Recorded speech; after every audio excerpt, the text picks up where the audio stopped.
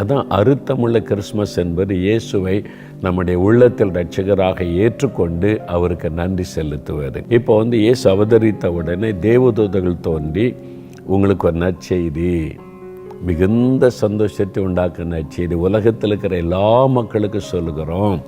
இன்று கர்த்தராகிய கிறிஸ்து என்ற இரட்சகர் உங்களுக்கு தாவீதின் ஊரிலே பிறந்திருக்கிறார். இந்த செய்தி தான் அவங்களுக்குள்ள ஒரு பெரிய சந்தோஷத்தை கொண்டு வந்தார். அப்போ நீங்கள் உங்களுக்குள்ள முதல்ல அந்த சந்தோஷம் வந்திருக்கணும். இயேசுவாகிய இரட்சகர் உள்ளத்தில் பிறந்திருக்கணும். ரெண்டாவது, இந்த இயேசுவை அறியாதவங்களுக்கு இந்த இயேசுவை அறிமுகப்படுத்துவது, அந்த ரட்சிக்கிற ஆண்டவரை சொல்லுவது.